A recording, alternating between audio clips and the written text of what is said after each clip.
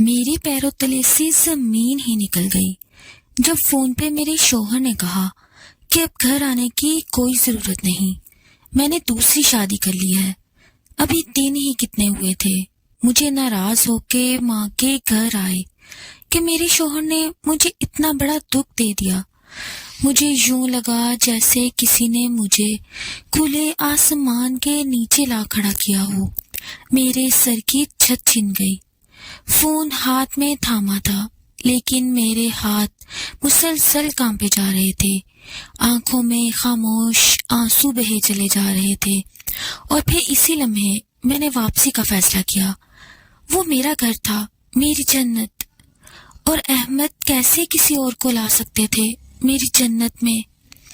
میں نے اپنی امی کو بنا احمد کی دوسری شادی کا بتائے گھر واپس جانے کا فیصلہ سنا دیا۔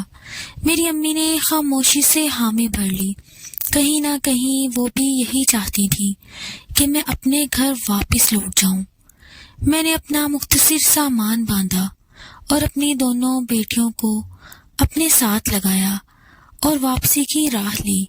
سارے راستے یہی سوچتی رہی، احمد مجھ سے اتنی محبت کرتے تھے تو وہ کیسے مجھ پہ سوتن لا سکتے ہیں؟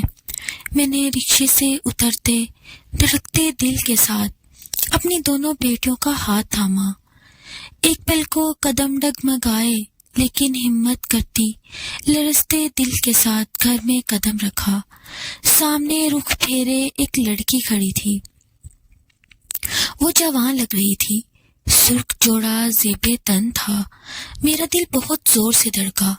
پہلے مجھے لگا شاید میرے شوہر نے مجھے واپس بلانے کے لیے جھوٹ کا سہارا لیا ہوگا۔ سارے راستے یہی دعا کرتی آئی کہ جو انہوں نے کہا اللہ کرے وہ جھوٹ ہو، لیکن کبھی کبھی کچھ دعائیں رد ہو جاتی ہیں، اور میرے ساتھ بھی ایسا ہی ہوا۔ ایک بار آنسو پھر سے نکلے، میری دونوں بیٹیاں میرا منہ دیکھنے لگیں، اور اسی اثناء میں اس لڑکی نے اپنا رخ میری طرف موڑا۔ میری نظر اس پہ اٹھی، میرے ہاتھ سے بیگ چھوٹ کے نیچے گرا۔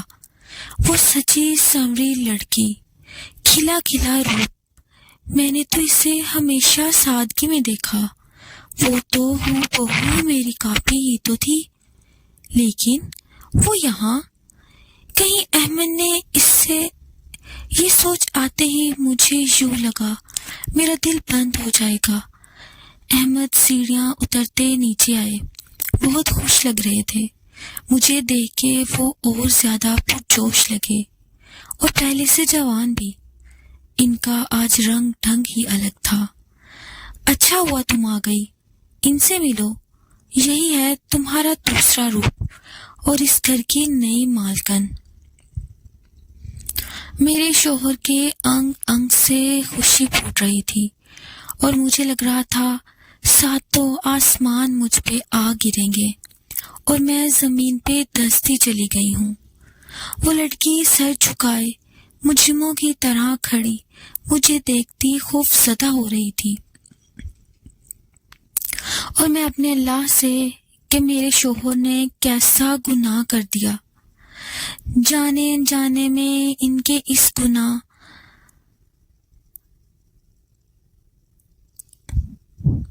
جانے انجانے میں ان کے اس گناہ میں بھی شامل ہو گئی۔ مجھے اللہ کیسے معاف کرے گا؟ اتنا بڑا ظلم، میری ایک بات کو چھپانے کی اتنی بڑی سزا۔ میں وہیں زمین پہ گر گئی، سر اٹھانے کی مجھ میں ہمت نہ رہی۔ میری بچیاں بھی میرے ساتھ وہیں بیٹھی مجھ سے چپک گئیں۔ مجھے لگا میری آواز کہیں کھو گئی ہے۔ جس منہ سے اسے اپنی بیٹی کہا، اس منہ سے کیسے اسے اپنی؟ میرا نام فروا ہے، اپنی ماں باپ کی لاڈلی بیٹی۔ ہر ماں باپ کی طرح میرے ماں باپ کی بھی یہی خواہش تھی کہ بہت دھوم دھام سے میری شادی کریں۔ بھائی بھی پلکوں پہ بٹھاتا تھا۔ ایک دن ابو کے دوست کے بیٹے علی کا رشتہ آیا تو جٹ سے ہاں کر دی۔ علی پڑھے لکھے خوش شکل انسان تھے، والدین خوش تھے اس رشتے سے، تو میں بھی ان کی خوشی میں خوش ہو گئی، اور پھر جلد ہی میرے ساتھ ہی بھائی کی بھی شادی کر دی گئی۔ ان کی بچپن کی منگیتر اسما سے،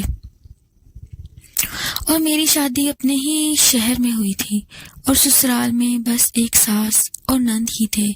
نند بڑی تھی اور دور شہر بیاہی گئی تھی۔ 4 سال کا عرصہ ہو چکا تھا شادی کو، لیکن اولاد نہ تھی۔ بہت کم آنا جانا تھا اس کا ماں کے گھر، جس کا مطلب تھا پورے گھر پہ اپنا راج ہونا تھا۔ آنے جانے کی بھی مجھے کوئی روک ٹوک نہ تھی۔ ہر شوہر کی طرح میرے شوہر نے بھی مجھے منہ دکھائی میں پیارا سا گفٹ دیا، جسے دیکھ کر مجھے بے انتہا خوشی ہوئی۔ انہوں نے مجھ پہ اپنا اتنا پیار نچھاور کیا کہ میں خود کو دنیا کی خوش نصیب لڑکی سمجھنے لگی۔ میری ساس کا رویہ بھی عام ساسوں سے قدرے مختلف تھا۔ اکلوتی بہو تھی ان کی، وہ بھی مجھے ہتھیلی کا چھالا بنا کے رکھتی تھی۔ نند شادی کے 1 ہفتہ تک رکی۔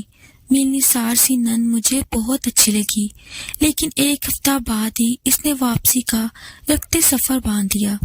نند کے جانے کے بعد کچھ دن تو ساس اور شوہر کے سوگواری میں گزر گئے، لیکن پھر زندگی معمول میں آ گئی۔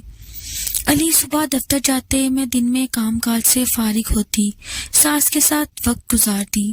شام کو علی آ جاتے تو ہم آؤٹنگ کے لیے قریبی پارک نکل جاتے۔ غرض وقت بہت اچھے سے گزر رہا تھا، اور انہی خوبصورت لمحات میں اللہ نے میری گود بھر دی۔ میری ساس تو پھولے نہ سمائی، میرا صدقہ اتارا۔ میرے شوہر علی نے میری پسند کی چیزوں کا ڈھیر لگا دیا، جو کہتی پورا کرتے، بس مجھے ہر طرح سے خوش رکھتے۔ مجھے کام کرنے سے بھی منع کر دیا اور ایک کل وقتی ملازمہ بھی رکھوا دی۔ میں خود کو ہواؤں میں اڑتا محسوس کرتی۔ وقت تیزی سے گزرتا چلا گیا۔ کسی نے سچ ہی کہا ہے، اچھا وقت بہت جلدی گزر جاتا ہے، اور 9 ماہ پلک جھپکتے ہی گزر گئے، اور ٹھیک 9 ماہ بعد میں نے ایک بچی کو جنم دیا۔ وہ بہت خوبصورت، نرم و نازک، گال روئی کی طرح سرخ و سفید رنگت کی۔ حامل میری بیٹی